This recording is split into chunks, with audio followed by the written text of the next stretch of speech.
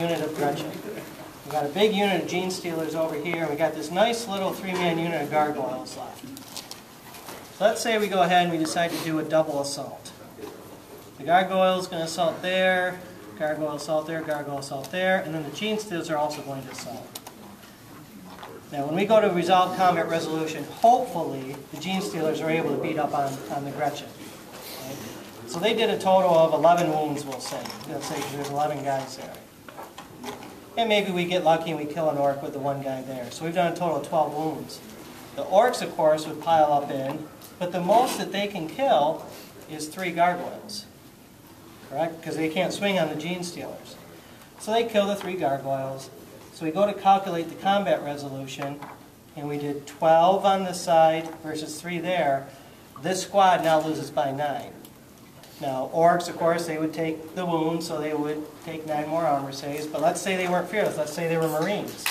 They would then have to take a break test, minus 9. And very likely they would break. Okay? There's something there.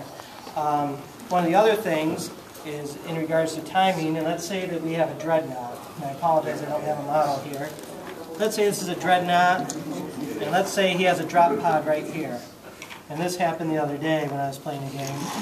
And let's say there's a couple of land speeders that have some heavy flamers on them sitting back here. Okay?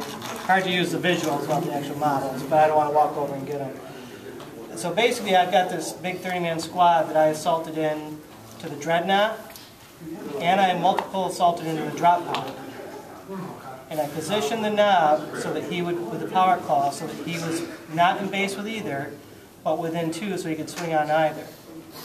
Since it was my turn, I chose not to swing on the dreadnought. And I swung on the drop pod. And the reason being is if I had blown up the dreadnought, what would have happened is I would have been out of combat.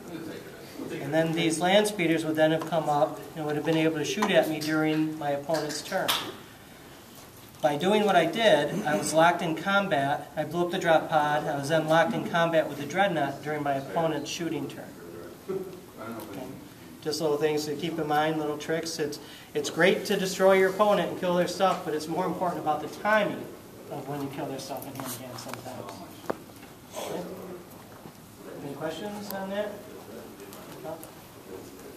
I know I talk quick and I go through it because I'm a little drunk and they're taking forever. So, yeah. But okay, all right, Jay. I'm just going to lead off on what Sean was talking about, the multiple assault, and then I'm going to go over on the other table. But really, what Sean was just saying, he's true with the dreadnought. I mean, you can do the same thing with the orcs.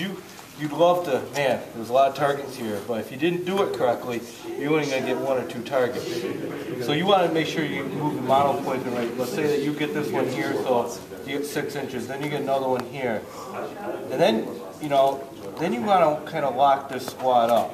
And then, let's say you move this here, and then, the power claws here. I mean, these are only little guardsmen, so, you're either going to tie or, actually, even if you lose, you don't care because you're fearless.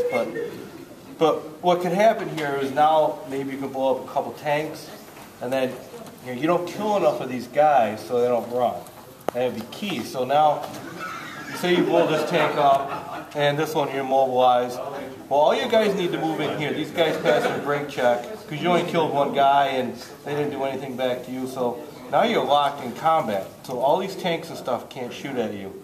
Just going back to what Sean was saying with assaulting the dreadnought. So just multiple assault is a huge way. Some armies can't do it. Like orcs, man, they can come here and they can go and annihilate a couple tanks and get locked in combat, so they don't have to worry about people shooting at them, And that's where they want to be. The next turn, they're gonna win this combat and then be able to do whatever.